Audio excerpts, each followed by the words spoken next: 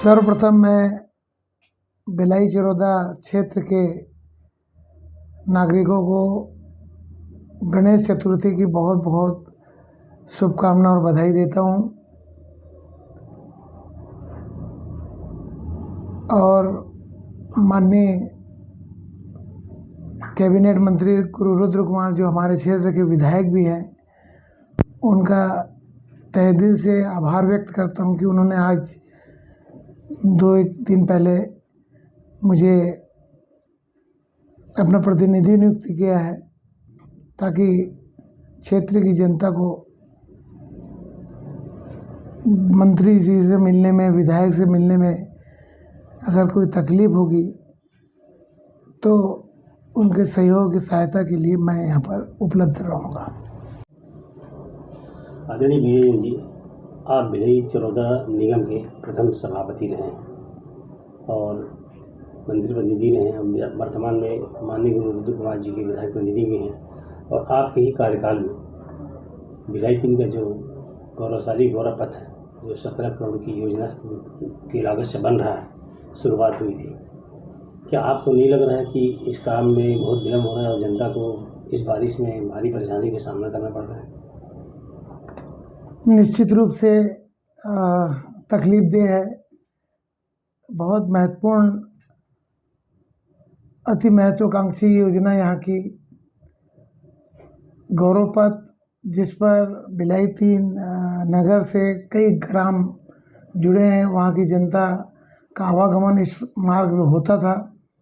और विशेषकर industrial estate के भारी वाहनों को भी एक विकल्प के तौर पर ये गौरव पथ का लाभ मिलता था।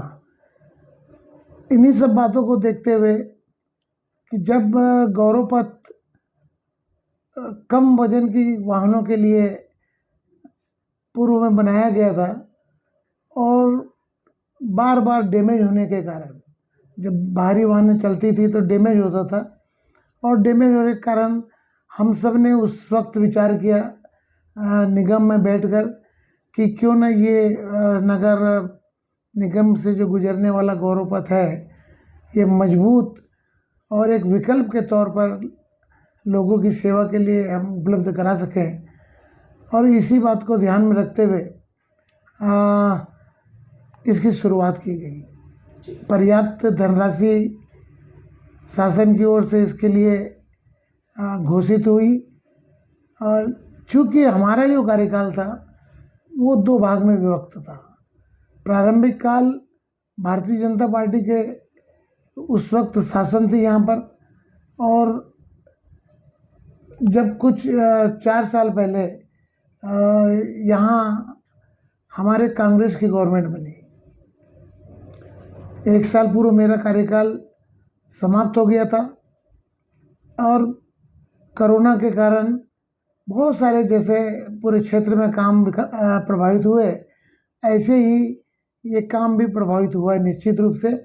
लेकिन आम जनता को विलम्ब के कारण जो तकलीफ हुई है, उसका तो मुझे बहुत दुख है, बहुत तकलीफ भी है।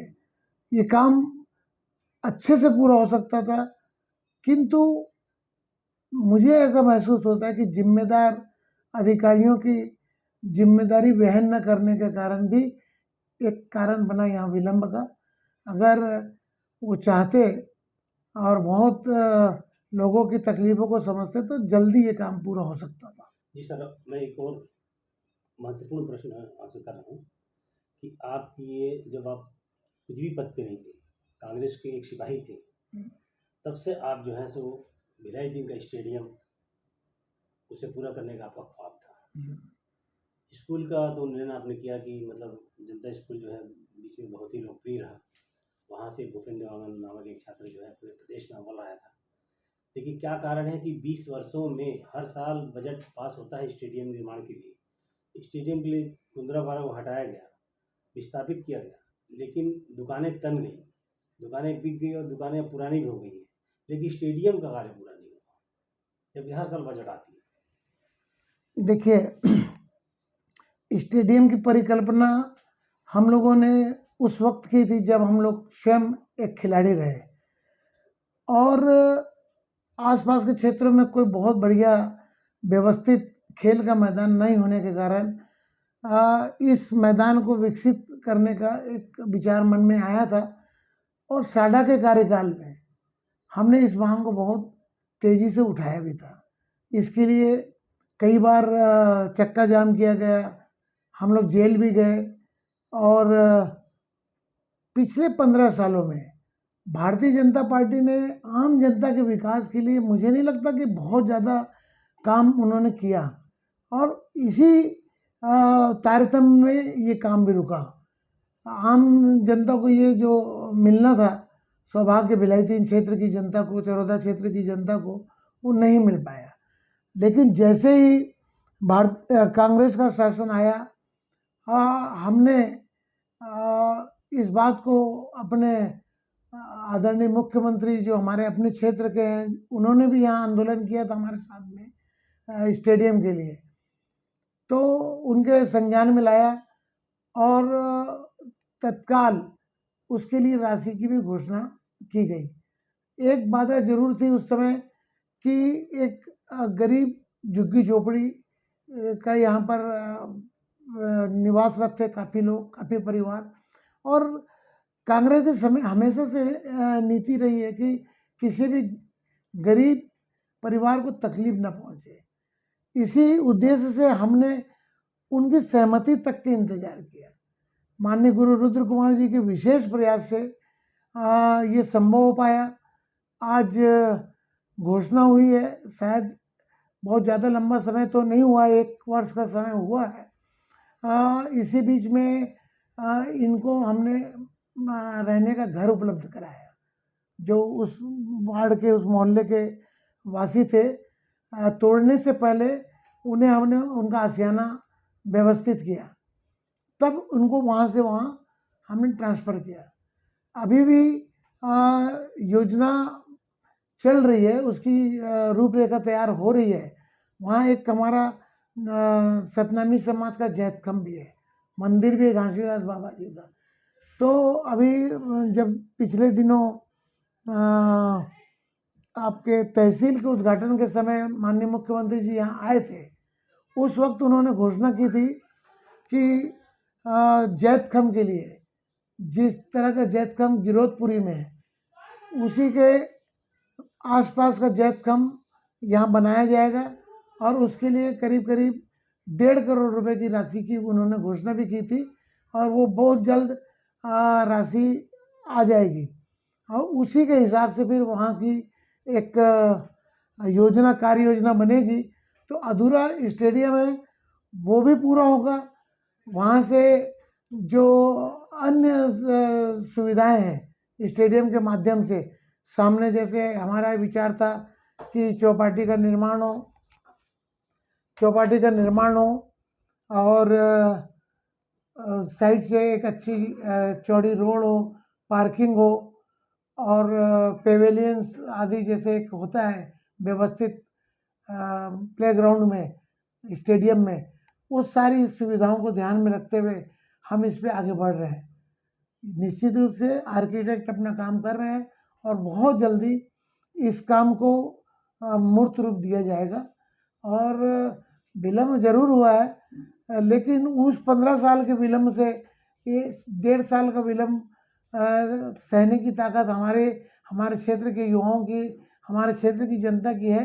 यदि उन्हें व्यवस्थित रूप से एक बढ़िया स्टेडियम, खेल का मैदान मिल जाए, तो आने वाले नवनिहालों का भविष्य हम संवार सकेंगे। अब आप चूँकि इतने सारे पदों को स्वाभाविक करने के बाद अब आप विधायक प्रतिनिधि के रूप में हैं, क्षेत्र के मंत्री भी हैं गुरु जी, तो उस पद के अनुसार आप क्षेत्र के विकास में क्या योगदान करना चाहते हैं? आपकी क्या रूपरेखा, क्या मंशा है? भिलाई 3 चरौदा का कुछ ऐसी समस्या है जो पिछले, जब से हमारा राजनीति का जो कार्यकाल है लगभग 30-35 साल का, हम अपनी तरुणाई से यहाँ राजनीति कर रहे हैं, और उस वक्त से जो समस्याएं चली आ रही है आज पर्यंत तक वही समस्या लगभग है। कुछ किसी के सुविधाओं में कुछ बढ़ोतरी करना या कुछ घटाना, ये एक अलग विषय है। लेकिन जो यहाँ की समस्या है, जैसे हम साफ पानी का हमेशा ये पक्षधर रहे हैं कि अंतिम घर तक के साफ पानी मिले। ये इसका जो यहाँ जल आवर्धन योजना है, उसमें बहुत सारी बाधाएं हैं। उसके बावजूद भी आज लगभग कार्य पूर्णता पर है। तो हो सकता है इस गर्मी से पहले लोगों को शुद्ध पेयजल उपलब्ध हो जाएगा, ऐसा मैं महसूस करता हूँ। अगर यहाँ के निगम प्रशासन और थोड़ा मुस्तैद हो जाए तो बहुत सारे काम समय पे भी पूरे होंगे और उसका परिणाम आम जनता को भी मिलेगा और पार्टी को भी इससे लाभ मिलेगा। विलंब से बहुत बहुत धन्यवाद आपको। विलंब आपने से ये चैनल जी को जी अपना जी अमूल्य समय दिया।